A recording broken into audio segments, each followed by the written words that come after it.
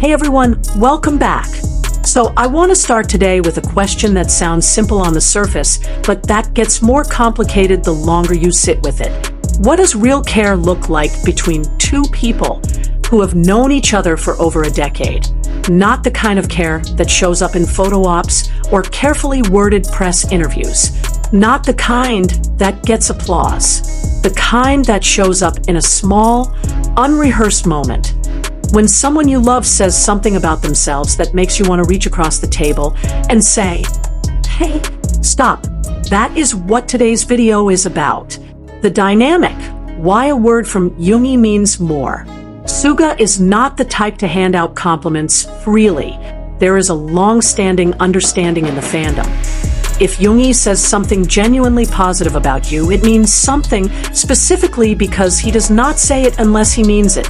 And Jimin has been setting a higher internal standard for himself than anyone outside could reasonably set for him since day one, confirmed over and over again by the people closest to him, including Suga. That is the tension at the center of today's story.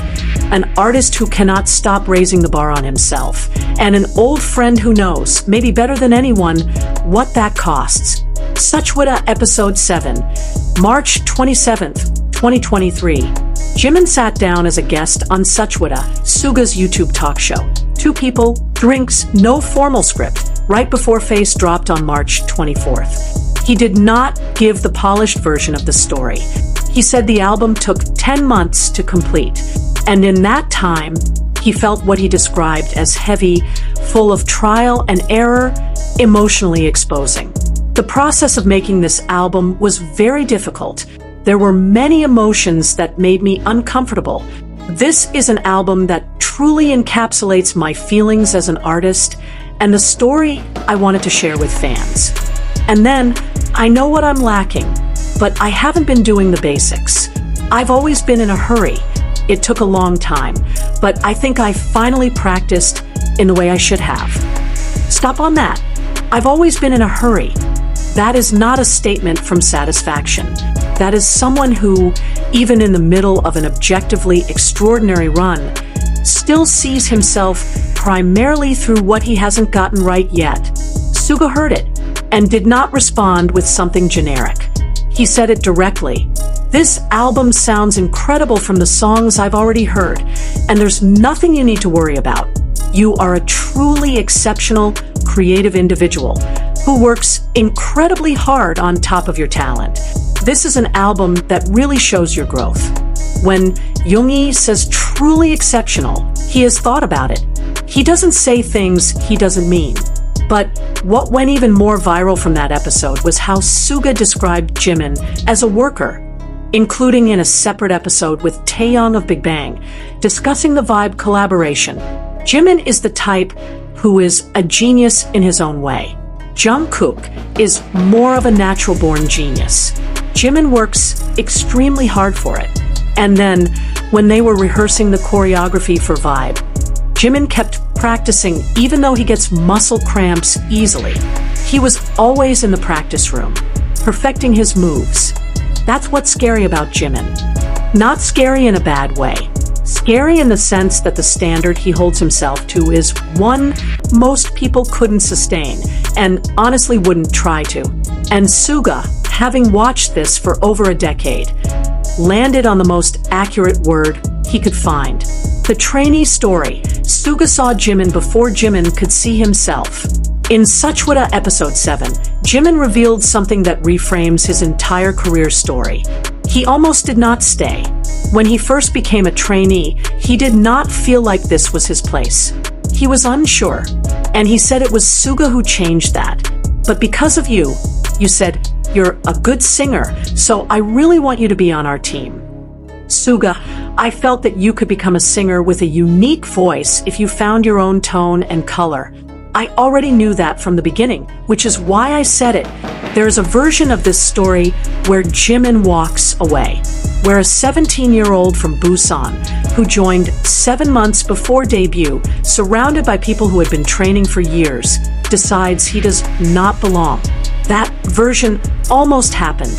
It didn't happen because one person looked at him and said, I see something in you that you can't see yet. Every billboard record, every sold-out Dior show, every night on that stage. It has roots in one sentence from a teenager in a practice room in Seoul who meant what he said. Suga saw Jimin before Jimin could see himself. OT7 Wevers Live, July 1st, 2025. Jump forward 2 years. July 1st, 2025. The first OT7 Live in almost 3 years. All 7 members home from mandatory military service. Jimin and Jungkook discharged June 11th at Yongkyeon. Suga last on June 21st after completing social service due to a pre-existing shoulder injury.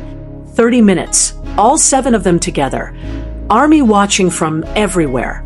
Near the end, the conversation drifted to their physical condition post-military, the natural weight changes, the way the body shifts during months of a completely different routine.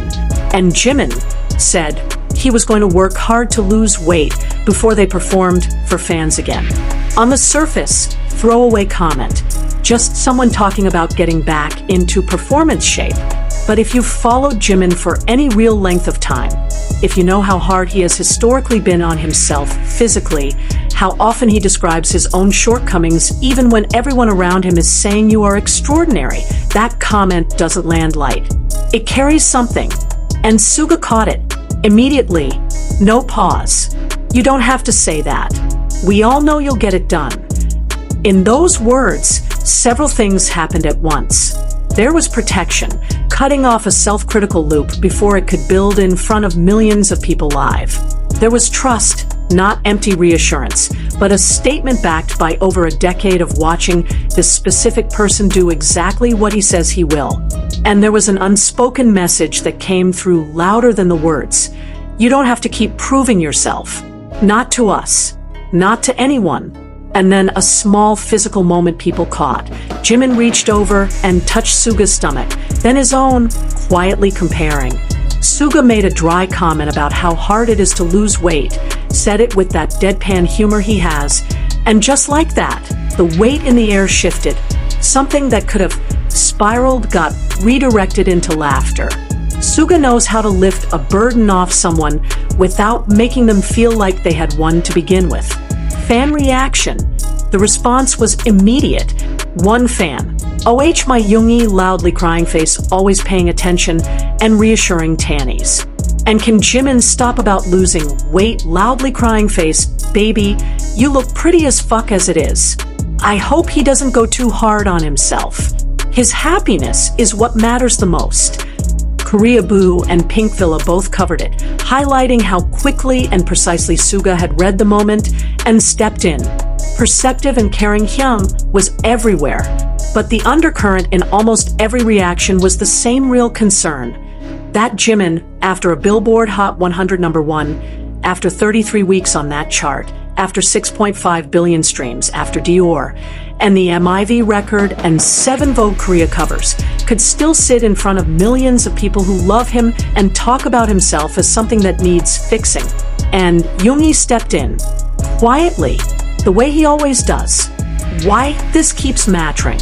Park Jimin joined BTS last, only 7 months before debut, while everyone else had been training for years. He came in with contemporary dance experience, but almost no vocal training, learning to sing from near scratch with a deadline closing in. His dance teacher in Busan let him practice for free because she refused to lose a student that talented. The pressure he walked into that group with would have sent a lot of people to the exit. Instead, it became fuel. He stayed longer in practice rooms. He set a bar for himself that kept moving up even when the whole world was telling him, this is already more than enough. And Suga has been watching that since 2012. He knows the cost of that arc in a way almost nobody else does. That is why when he says something, it lands, not from the outside looking in, but from right beside it the whole time. What these moments really mean. There is a version of celebrity friendship that is entirely for public consumption. It shows up on cue and disappears when cameras go off. What Suga and Jimin have doesn't look like that. It looks like someone sitting in a talk show, listening to his friend describe 10 months of making an album and still leading with, "I've always been in a hurry," and not letting that slide. It looks like someone on a live stream catching a throwaway comment about weight loss and cutting it off before it can do any damage. It looks like someone who years ago said one sentence to a kid who was about to give up and changed the direction of everything. None of it required a grand gesture. None of it required a speech. It just required someone who was actually paying attention, not to the performance, not to the numbers, but to the person. Suga does not lecture Jimin. He does not sit him down for a serious talk about self-worth. He just says, "You don't have to say that. We know." But in the context of who said it, to whom, and exactly when, that is one of the most meaningful things one person can say to another. Because what it really means is, I see you, not your output, not your records. You, and you are enough. You have always been enough. It is March 2026. Arirang drops on the 20th.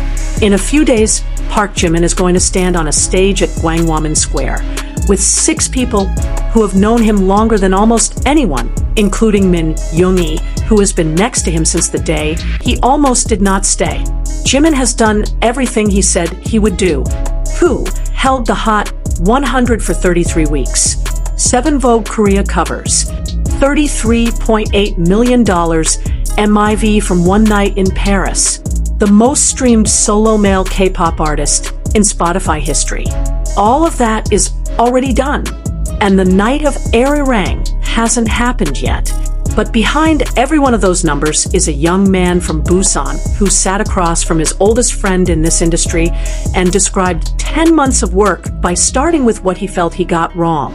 And there was a Hyung who knew, instantly without needing to think, exactly what to say. You don't have to say that. We all know. Your health matters more. Your happiness matters more. The person you are matters more than what you produce or how you look in the week before a show. That is what those words hold. And coming from someone who never says things he doesn't mean, from someone who saw it all from the very beginning, they mean everything. Purple Heart. That is a wrap.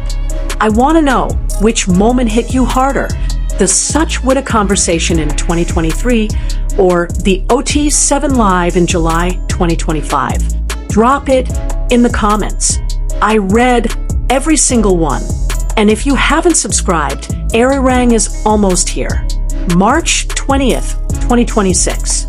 We are right here for every second of it. Purple Heart.